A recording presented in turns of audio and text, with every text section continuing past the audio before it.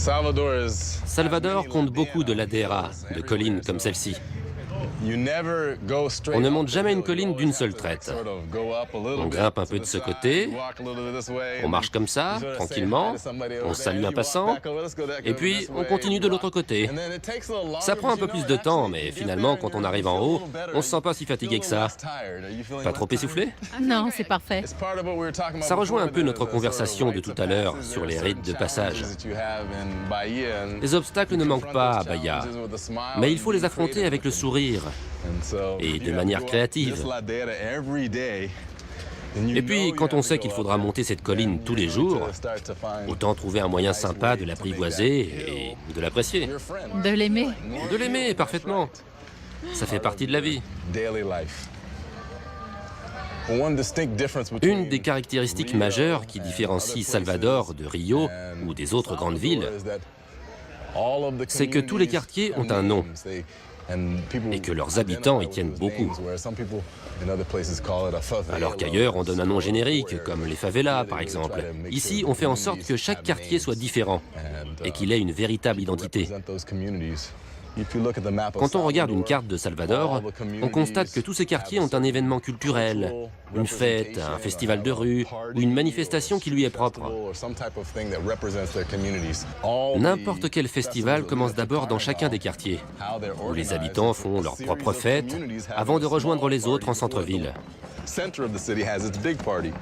Cela obéit à une certaine organisation sociale.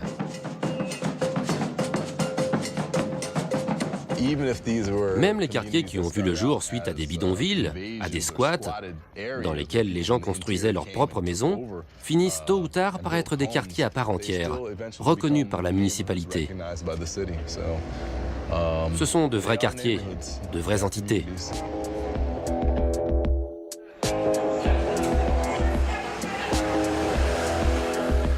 Le quartier de Liberdade illustre bien le développement plutôt informel de la ville. C'est aussi le quartier noir le plus important du pays.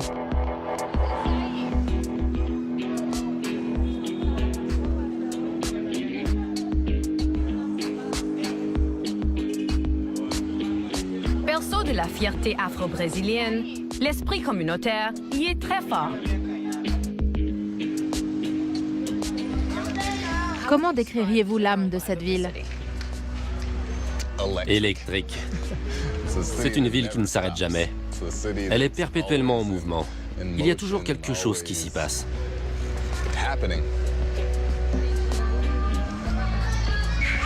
Elle donne une impression de paradoxe. Je la trouve rapide et lente en même temps. Rapide et lente. Lente, certainement parce que c'est une ville portuaire. Ces villes sont souvent marquées par une certaine paresse, induite par l'eau. Mais elles reçoivent également des gens des quatre coins du monde. C'est le cas pour Salvador. Il y a un vrai brassage international. Cela fait partie de sa culture d'accueillir des gens de partout. On ne peut rien prévoir ici.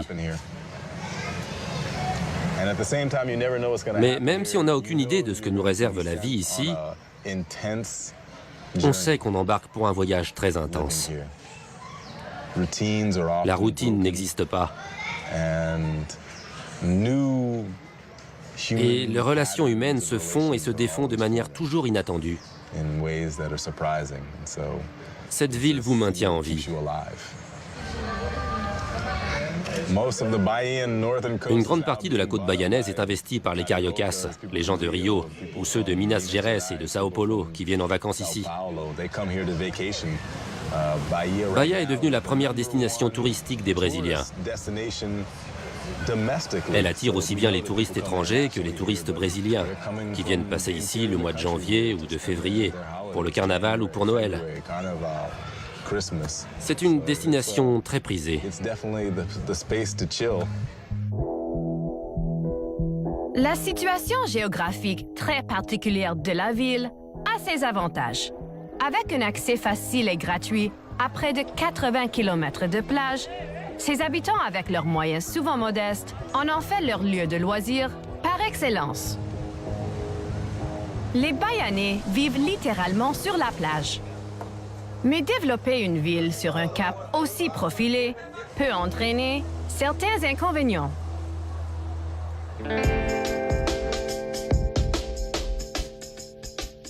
Alors que les villes de Sao Paulo et Rio de Janeiro se sont considérablement étendues au fil du temps, il en va autrement pour Salvador.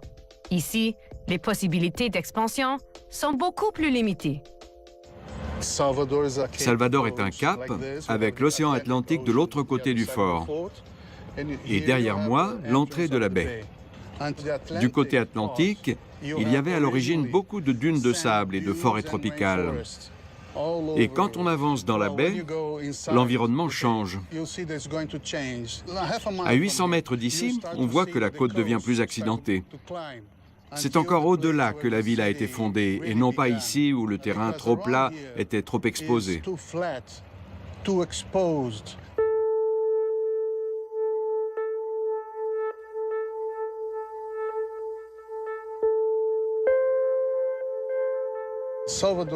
La ville de Salvador a été pensée. Ce qui était d'abord une forteresse est devenu la capitale de la colonisation portugaise. Cette ville a été construite selon les principes de la Renaissance. Il y a la ville basse, la ville haute et un marais protecteur à l'est. Il ne faut pas oublier que Salvador a été conçu comme une forteresse. Les Portugais étaient loin de leurs terres, ils devaient se protéger. Cette ville avait avant tout une fonction militaire. Il fallait la construire ainsi. Quand on est au niveau de la mer et que l'on regarde la ville basse et la ville haute, cela apparaît très clairement. Il y a un port, une mince bande de terre qui vient desservir ce port et dans la ville haute se trouvent les administrations, les commerces et la forteresse elle-même.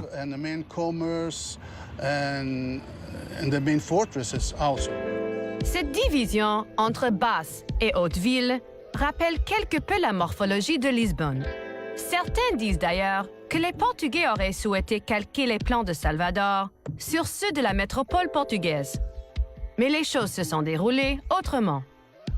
À l'origine, la planification de la ville avait été bien étudiée, son développement était très maîtrisé. Mais au fur et à mesure que les années ont passé, les Portugais se sont mis à construire davantage à leur manière, de façon plus organique. Et Salvador a fini par s'étendre sans vrai plan urbanistique, ce qui pose problème. Nous avons beaucoup d'habitations de fortune, des bidonvilles, qui sont apparus sur des terrains dangereux, soit à cause de leur déclivité, soit à cause de leur humidité, comme dans la ville basse où se trouvent les marécages.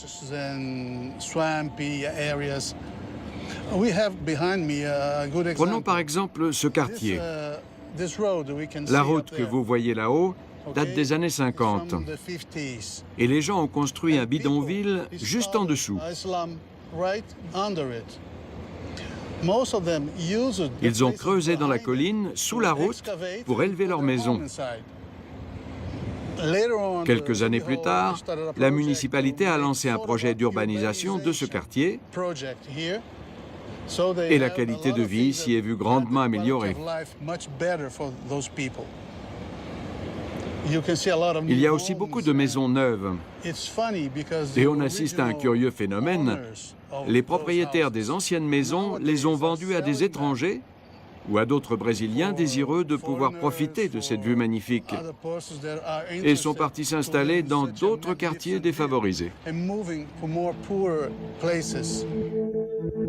C'est donc dire que le phénomène d'embourgeoisement est déjà bien amorcé, malgré la quantité d'habitations modestes et parfois mal en point.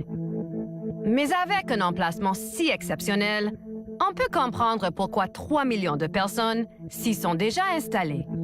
La densité à Salvador, ça se doit à beaucoup de facteurs. Il y a la topographie, il y a des zones de risque où on ne peut pas s'installer. Il y a aussi ce côté d'être une péninsule, alors nous n'avons pas beaucoup d'espace. Et des études déjà qui ont été faites ici ont déjà montré que nous n'avons plus d'espace pour habitation. Alors, on est en train de verticaliser les habitations, les bâtiments, et ça va continuer à poser des problèmes de mobilité urbaine.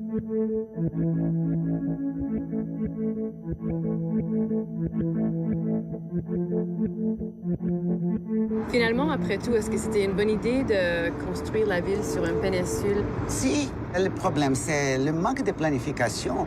Une ville bien planifiée ne pose pas de problème. L'idée d'installer la ville dans une péninsule, dans la pensée de l'époque de défense, c'était superbe, et surtout de la relation avec la région qu'on appelle Recôncavo, qui est la région des plantations de canne à sucre, du tabac et d'autres produits qui c'était bien pour l'économie.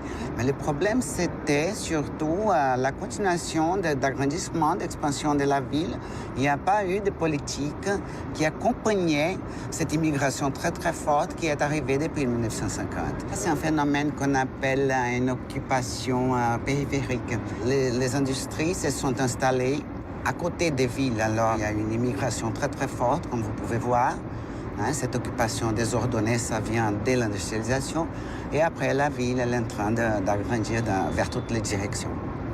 Alors, juste avant 1950, c'était bien Salvador. Mais après cette époque-là, c'est devenu un problème. Pas de planification qui accompagne cet agrandissement. Surtout, j'insiste, la topographie, elle n'aide pas beaucoup. Il y a des fois où je me perds à Salvador. Dans les centres, les régions les plus centrales, c'est plus facile, mais quand même, il y a des endroits qu'on ne s'en trouve pas. C'est rassurant de savoir que ce n'est pas juste les touristes qui se perdent. Oui, c'est pas facile. Salvador, elle n'a pas de quartier défini officiellement par la mairie. Alors, la population, c'est elle qui donne cette appropriation de l'espace. Je dis souvent que nous avons une forte ségrégation socio-spatiale. Salvador a des côtés. Celui des pauvres, celui des riches, mais ils sont tous mélangés les uns à côté des autres. Les classes sociales s'entremêlent partout dans la ville. Pour les distinguer, on utilise un système de lettres, de A à E, A étant la classe la plus aisée. Les classes C, D et E, ce sont des classes qui sont en train de monter. Nous vivons les uns à côté des autres, surtout à Salvador à cause de la géographie, les reliefs. Alors, je peux vous montrer les classes, un modèle de classe C, ces petits bâtiments qui ont été construits aux années 70. Ici, des habitations de classe D et E qui se sont venues juste à côté à cause de l'industrialisation. C'était une main-d'œuvre qui n'avait pas de travail, alors ils se sont installés n'importe comment. Et juste à côté, nous avons les grands bâtiments, les tours qui correspondent aux habitants des classes A et B. La ville est en croissance, comme en témoignent les nombreuses tours d'habitation qui poussent partout. Et si on tend à construire en hauteur pour pallier le manque d'espace, une grande partie de la population occupe toujours un territoire peu propice au développement. C'est une ville difficile. Ces habitations, ces quartiers, ces grands quartiers qui se sont formés juste autour, ils n'ont pas d'infrastructure parce que ce sont des régions de risque. Il y a une déclivité très très forte, alors les infrastructures ne peuvent pas arriver ici.